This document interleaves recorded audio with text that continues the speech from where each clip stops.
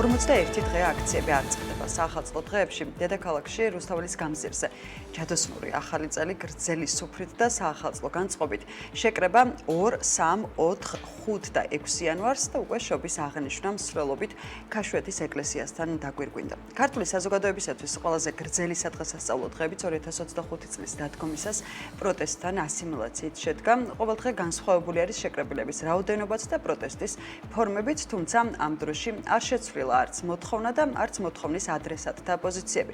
ქართული ოცნების მთავრობაში ხალხის მოთხოვნები არ ესმით, პროტესტი კი გრძელდება და 15 იანვარს რამდენიმე საათიანი გაფიცვაც დაანონსდა. 3 საათის განმავლობაში დროებით დავკეტავთ ჩვენს კარს და დავდგებით გარეთ. ჩვენი გაფიცვით ვაჩვენებთ თუ რა გველის იზოლაციის პირობებში. ეს არის გაჩერებული ეკონომიკა, დაკეტილი ბიზნესი, სიღარიბე და უმუშევრობა. საფრთხეც და გამოსავალიც ყველასთვის საერთოა. ახალი არჩევნები და დაკავებულების გათავისუფლება. ეს არის ის, რაც წერია განცხადებაში. რა გზავნილი არის ეს ხელისუფლების სათავეებთან მყოფთათვის, როგორ შეიძლება ეს იყოს ქართული ოცნებისათვის დისკომფორტის შემქმნელი. ნიკოლოზ შურღაიასთან ერთად ვაგრძელებთ საუბარს, რომელიც საქმიანი დილას სტუდიას უკვე შემოუერთდა. დილამშვიდობისა, ნიკოლოზ. დილამშვიდობისა. მადლობა მომბრძანებისთვის. თქვენ მადლობა დიდი დაპატიჟებისთვის. დღესასწაულებს გილოცავთ, რაღაც დაესწრეთ. თქვენ და კიდევ ერთხელ მაყურებლებს. მე გულითადა და BMG-ის ყველა მაყურებელს ბიზნესის და ბიზნესის და არა ბიზნესის ყველა ქართულს, ყველა საქართველოს მოქალაქეს ულოცავ. შობას შესანიშნავ დღესასწაულს. დიდი მადლობა. დავიწყოთ ამ პროცესით. ნიკოლოზ, ჩართვით. პრინციპში პირველი კითხვა უკვე შესავალს დავსვით, რას ნიშნავს ეს გზავნილი ხელისუფლებისათვის და მე შემდეგ უკვე როგორ გადაითარგმნება ეს ყველაფერი ქართულ ეკონომიკაში. სამწუხარო ვითარებაში ვართ. შესანიშნავი ახალგაზრდები არიან დაპატიმრებული, ეს არის, აი გულსაკლავია, თქვათ ბათუმელი ბიჭია ცეცხლაძე, ისეთი შესანიშნავი ახალგაზრდა, ხა ეს რატომ უნდა იჯდეს ციხეში რაღაცა გამოგონილი მუხლით. ამას გარდა ვიცი, ქვეყანა არის მარწუხებში მოქცეული რეალურად და სულს გვიხუთავენ. ყელზე აქვს ფეხი დაბიჯებული და მოდი მოლაპარაკებში შემოდიო გვეუბნებიან. აიღე ფეხი შენი ჭირიმე და მერე ვილაპარაკოთ რა, მომეცა შობა რომ ავდგე. ხა რას ნიშნავს? გვინდა რომ მაქსიმალურად უმტკივნეულოდ გამოვიდეთ. მე ხა გუშინაც ვისაუბრე ამაზე და ასეთი ვითარებაა, რომ ერთი მხრივ ტირანიის ხიფათი გვაქვს და მეორე მხრივ ქაოსის, იმიტომ რომ ხა კანონიერი საშუალებით სამართალი მიისაკუთრეს. და კანონიერი საშუალებით ვერ აკეთებ ვერაფერს. ხო ერთი რა დაგვშვა გამოდივართ მშვიდობიან პროტესტს ვაკეთებთ, მაგრამ არ ესმის, არ გზნობს, არ ხედავს ხო ადამიანი და ხა რაღაცა ცოტა მეტი უნდა გავაკეთოთ, შევცვალოთ ხო, ესე იგი რახან ეს არ მოქმედებს ეს წამალი, უფრო მაღალ ანტიბიოტიკზე გადავიდეთ. ეს არის გაფიცვა, ეს ძალიან მშვიდობიანი ფორმა, ეს არ არის სოციალური გაფიცვა. მიუხედავად იმისა, რომ უამრავ ადამიანს უჭირს, ეხა ეს არ არის სამშობლოსთვის არის ეს ამავე რა, ქართველებმა გავიარეთ ჩვენ საბჭოთა პერიოდში ცოტა სოციალურ რაღაცებზე ესეთი სიფრთხილით აქვს. სხვანაირად ვახერხებთ მოლაპარაკებებს ხოლმე ასეთ საკითხებზე. თუმცა მანდაც ბევრი შეიძლება გაუმჯობესდეს, მაგრამ ახლა არ არის მაგის დრო. ახლა არის საქართველოს ჩვენი თავისუფლების და საქართველოს ფიზიკური გადარჩენის დრო.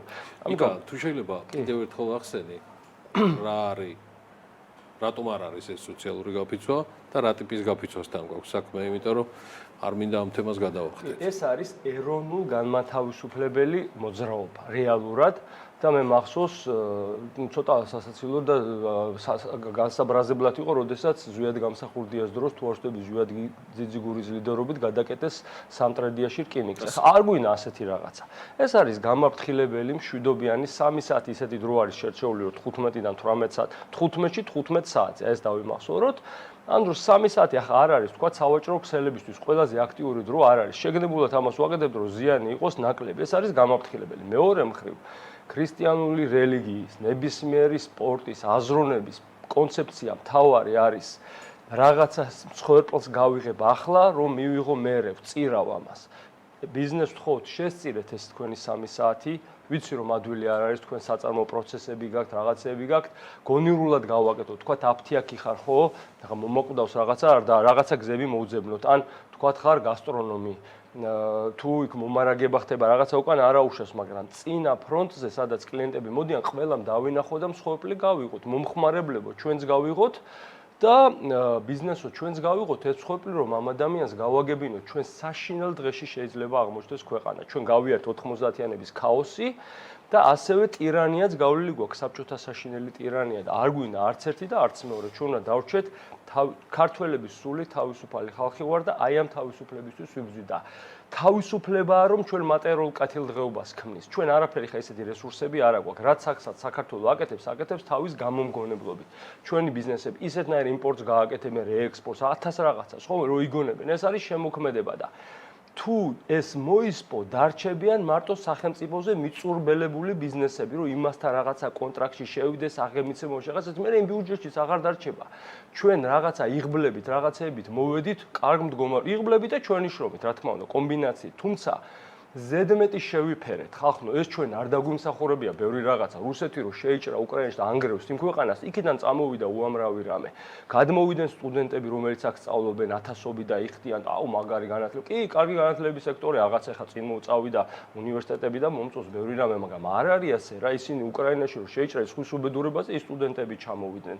უამრავი საექსპორტო ოპერაცია რუსეთში. ხა ფულს აკეთებენ, ხო, ავტომობილების ექსპორტი, რაღაცები ლეგალური, არალეგალური, ხა აქედან ნაგზავი და ვითომ ყაზახეთში მიდის რუსეთში, ხო? არ გააკეთებ, შენ ახლა რო დაელაპარაკო, გეტყვიან, რომ რა ვქნა მაშინ აბა ყაზახები იშოვიან, აზერბაიჯანელები იშოვიან. გასაგები ხა საკამათო საკითხი, მაგრამ უამრავ იღბლით ჩვენ დავიწყეთ ფულის შოვნა და ეს შევიფერეთ, რომ ძალიან მაგარი ბიჭები და გოგოები ვართ და მოდით ახლა ცოტა მსხვერპლი გავიღოთ, რომ ეს თავისუფლება და უფრო მეტია ახლა ეს არის ისეთი რა შედარებით მარტივი ბიზნესები და ჩვენ თუ გვინდა რომ რაღაცა სერიოზულ დონეზე ავიდეთ, რაღაცა ისეთი რთული რამები ვაწარმოოთ, ეს IT სექტორიც იზრდებოდა, არ გაჩერდებიან ახლა ეს IT ხალხი აქ. ის ბელორუსები, რუსები, უკრაინელები, ვინც გამოიქცა აქ ჩამოვიდა, თავისუფლებისთვის ჩამოვიდა და ეს თუ ისევ რუსეთად იქცა, რა ჟანდაბა უნდა. ნიკა, რა საშუალებებით გაქვთ კავშირი, კომუნიკაცია ბიზნესთან? ანუ მე როგორც ხდები ახლა აქცენტირება ხდება ბიზნესზე, მაგრამ ეს მარტო ბიზნეს მოდი ამ კითხვით დავიწყებ. ეს მარტო ბიზნესით არის აქცენტირება 15-ში 15 საათზე, თუ თქვენ საჯარო სექტორსაც მიმართავთ. თუ ეს საყოველთაოა. ეტყვით. იცით რა არის? ძალიან მინდა მაგალითად მე გულით მინდა რომ საჯარო სექტორმა ეს გააკეთოს. ამავე დროს ვხედავ რომ უფრო ძნელი ამოცანა ასე ვთქვა და თუ გინდა რომ ესე 100 დვა გააკეთო, ჯერ ერთი უნდა გააკეთო და მოდით ერთი გავაკეთო და ბიზნესმა დავიწყო და მაგალითი მივცეთ. ეხლა იქ უფრო მეტი შიშია, ხო ხვდებით, საჯარო სექტორში, რავი, კუნთებს ათამაშებენ, ასე ვთქვათ რა, ბატონ ივანიშვილის ხელქვეითები და არ გვინდა ჩვენ რომ ადამიანები გაყარონ სამსახური და რაღაცა, თუმცა ბოლოს ესეც მოგვიწევს რა, საჯარო სამსახურზეც მოგვიწევს მოწოდება, ანუ ნენელა ავწიოთ, მაგრამ მცირედი ძალებით მივახციოთ, დავარწმუნოთ ეს ადამიანი რომ არა. ამიტომ მოდით ახლა ბიზნესმა და კერძო სექტორში დასაქმებულებმა. ეს მარტო ბიზნესმენებს არ ეხება, ახლა მიჭირს მე ხო ვეკომუნიკაციები და ვეუბნებით, ვთხოვთ. ვთხოვთ. ახლა პირდაპირ ვიძახი, მე გუშინ 9 ბიზნესის ლიდერს ველაპარაკე, სერიოზული ბიზნესის ლიდერებს და რავი, დიდ ენერგიას ვდებთ ამაში, რომ ვთხოვოთ, რომ მოდი რა, ან გამოდი თქვი, რომ გასაკეთებელია რა ეს რა საერთო საქმე და გავაკეთოთ. ხო მე თვითონ ეხა 5 ბანკის დირექტორი ვიყავი. 30 წელი მაქვს საბანკო სექტორში გატარებული და მე ეხა კერძო პრაქტიკა მაქვს ბიზნესების მრჩეველი ვარ. ჩემთვის არ არის ადვილი, ვისთანაც მე მუშაობ, ის რაღაცას მიხდის იმ ადამიანს ეხა უთხრა რომ მოდი ეხა შენი ხალხი გაფიცე. და მე ამ ესე რომ დავდივარ ეხა ხო ხდება ბიზნესს მაინც არ უყვართ მემარცხენე ხალხი რა. ეხა მე მემარცხენე ტიპი გამოვდივარ, მაგრამ ვდებამ ჩემ იმას სასწორს და რავი, არ მინდა არც კარიერა, არც არაფერი, თუ თავისუფლება არ მექნება, რა აზრია, რისთვის ავართ ამ ქვეყანას მოსული ვარ, რაღაც ფულები ვაგროვოთ და 9 ბიზნესი იყო ნიკა გუშინ? 9 ბიზნესი იყო და ძალიან კარგად იღებენ სხვადასხვა. აი, კმაყოფილი ვარ, ვაშკაცი, ჩვენ ყავს მაგარი, ეს ჩვენი ბიზნესმენები არიან მრავალ ჭირნახული ხალხი. რა ვიცი ხა მე ერთი რამდენიმე ბიზნესია მინდოდა მაგათთან დალაპარაკებო, მე პირადად ველაპარაკები, ახალი წელიც მიულოცებ თქვათ, მაგრამ ნუ თორე ვცდილობ რომ ადამიანური ხიდები არ დავწყო, მაგრამ თქვათ იმ გუნდმა ვიც სხვები არიან, სხვა ამის ჩამქოლის, ეხა მაგათ არ დაელაპარაკო რა. მაგრამ რამდენიმეს აი ამათ კონკრეტულად თქვათ რაღაც ერთი არიან რა, ერთი ბიზნესი, ვითომ რომ დასავლეთი და რაღაცა და სინამდვილეში რუსულ და ან ფულის ტურ საქმეს რო აკეთებენ, მაგათ არ დაელაპარაკო მითხრეს. კი ბატონო, მაგრამ დანარჩენებს, რა ვიცი, მნიშვნელობა არ აქვს რა, მოკლედ როგორი განწყობისები არიან ისე საჯაროდ, ვეუბნები და ვუხსნი რომ უკეთესად იქნებით ხალხო. თქვენ ყველანი, იმიტომ რომ თავისუფლებაში შობთ თქვენ ამ შემოქმედებას რაღაცას რომ მოგწონთ თქვენი ბიზნესის როზდით რომ არ ვითარდით, მარტო ფულზე არ არის ეს ხალხი. ამ ხალხს მოსწონს ეს მათი სპორტია, გართობაა, ეს არის ჩადებული აქვს მასთან გაერთიანებულები არიან თავის ბიზნესებში და მესმის ესა ჩვეულებრივი ადამიანური გზნობაა და ამ ადამიანებს უნდა უთხრა რომ შენი ნაშენები ახლა ბიზნესის ცოტა ხანი გააჩერე, მაგრამ ხვდებიან და ძალიან კარგად მიიღებენ. ამიტომ ძნელი არის ხა მაგათი დარწმუნება ადვილი არა, ისე ტიპები არიან რა, სენტიმენტები და რაღაცები ნაკლებად აქვთ. ამიტომ მაგრამ გონიერი ხალხია და ფიქრობენ, ამიტომ კმაყოფილი ვარ ძალიან, ფთაშესხმული ვარ უფრო ესე ვიტყოდი და დღესაც ვაგრძელებ, ავიც აქედან რო იქნება და მარტო არა ვარ, თან ბედნიერებაა რომ ჯგუფია, არა, დიდი ჯგუფი არის და ესე გუნდში მუშაობა არის ძალიან მაგარი რა. ბედნიერებაა რომ მოხმაურებითაც კმაყოფილი ხარ. კი. რა შეიძლება იყოს შემდეგი თქვენს ენაზე ვიტყვი? ანტიბიოტიკი? იმ შემთხვევაში თუ წაყროება, იგნორი გაგრძელდა, მათ შორის არანაირი რეაგირება არ იყო იმ ორ მოთხოვნაზე. რაშიც ყველაზე მეტად სოლიდარულია საზოგადოების ყველა ფენა, ბიზნესიდან დაწყებული ნებისმიერი სხვა სოციალური ფენის წარმომადგენლები, იგულისხმება დაპატიმრებულების და უკანონოდ დაკავებულების პატიმრების გამოშვება და ახალი არჩევნები. იდეაში ახალ წლამდე იყო ეს მოთხოვნა.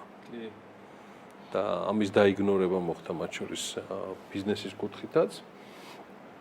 და რა შეიძლება იყოს უფრო ძიმე რეაგირების ანგნებავთ რა დოზის გაზრდა, როგორც თქვენ ბრძანეთ ანტიბიოტიკის მიმართულებით.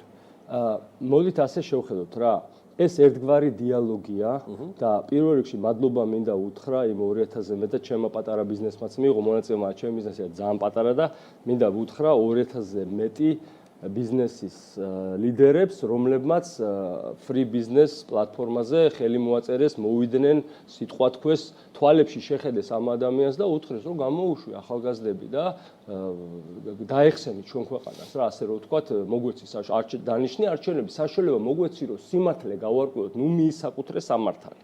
აი ეს არის სიტყვები და ნენელა უნდა ავწიოთ რა, ეხა თუ არ გაიგებს რაღაცას, შემდეგ ეხა კრეატიულობა ქართულ ხალხს არ აკლია. აქ ასე უნდა მოვიქცეთ ჩემი აზრით.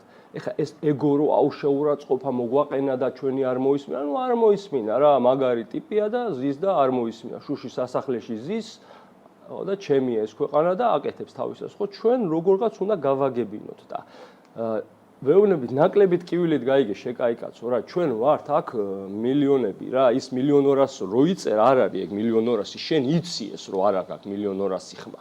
რაღაცეებით, მანქანებით მიიწერე და ნუ გვატყუებ, ჩვენ აქ არა ვართ ბრიყვები, თუმცა ჩვენ შეურაცხყოფილები არა ვართ ამითი არა, ჩვენ გვაქვს მოთმინება, ჩვენ გვაქვს გონიერება, სიმშვიდე, წყნარად მშვიდად შეგისრულებთ როგორც საჭიროა.